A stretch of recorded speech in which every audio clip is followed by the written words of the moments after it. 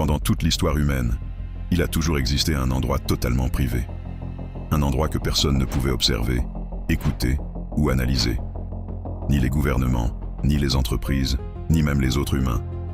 Cet endroit, c'est ton esprit, tes pensées, ce que tu imagines, ce que tu ressens, ce que tu ne dis jamais à personne. Mais aujourd'hui, cette frontière commence à bouger.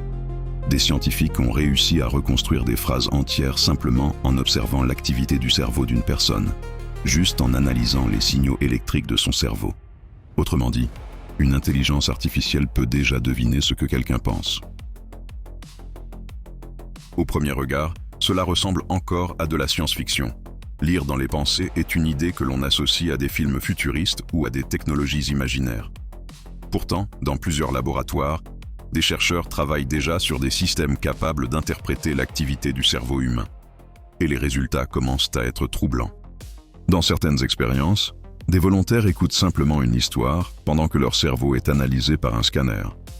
Ensuite, une intelligence artificielle reçoit ces données. Et à partir de ces signaux cérébraux, elle tente de reconstruire ce que la personne est en train de comprendre ou d'imaginer. Pour comprendre comment cela fonctionne, il faut regarder ce qui se passe réellement dans notre cerveau lorsque nous pensons. Chaque idée, chaque image mentale, chaque phrase que nous imaginons active des réseaux précis de neurones. Ces activations forment des motifs électriques complexes. Pendant longtemps, ces motifs étaient impossibles à interpréter. Les scientifiques pouvaient voir l'activité du cerveau, mais ils ne pouvaient pas comprendre ce qu'elle signifiait. Aujourd'hui, l'intelligence artificielle change complètement la situation. Parce qu'elle peut analyser des millions de données cérébrales et apprendre à reconnaître des modèles invisibles pour l'œil humain. Dans certaines expériences récentes, l'intelligence artificielle a réussi à reconstruire le sens général d'une phrase uniquement à partir de l'activité cérébrale d'un participant. La machine ne lit pas les mots exacts, mais elle peut produire une phrase qui décrit presque la même idée. Par exemple, si quelqu'un écoute une histoire où un enfant court dans un parc, l'IA peut générer une phrase décrivant une scène très similaire. Cela signifie que la machine commence à comprendre l'intention derrière une pensée. Ces technologies pourraient transformer la médecine. Des patients qui ont perdu la parole pourraient communiquer par la pensée. Des personnes paralysées pourraient retrouver une forme de liberté numérique.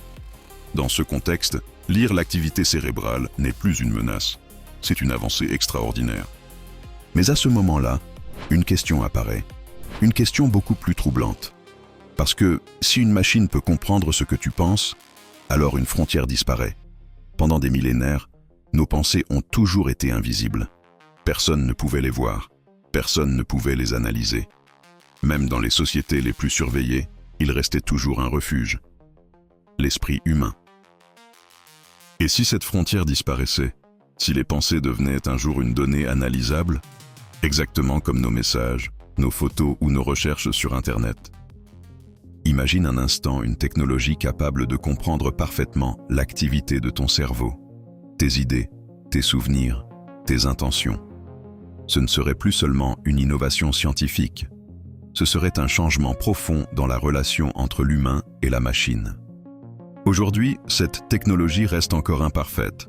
Les machines ne font que deviner certaines idées à partir de signaux cérébraux complexes. Mais les progrès sont rapides. Et dans l'histoire de la technologie, ce qui commence imparfait devient souvent extrêmement puissant. C'est pour cela que certains chercheurs parlent déjà d'un nouveau défi, la vie privée mentale.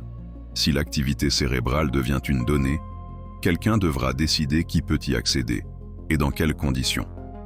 Aujourd'hui, la machine ne lit pas vraiment tes pensées, elle devine certaines intentions. Mais la question n'est peut-être pas de savoir ce que la technologie peut faire aujourd'hui. La vraie question est de savoir ce qu'elle pourrait faire demain. Pendant toute l'histoire humaine, nos pensées ont toujours été le dernier territoire vraiment libre. Un endroit inaccessible aux machines, aux institutions et aux systèmes. Mais pour la première fois, la technologie commence à approcher cette frontière. Et si un jour une machine peut vraiment comprendre ce qui se passe dans ton esprit, alors la dernière zone totalement privée de l'humanité pourrait disparaître.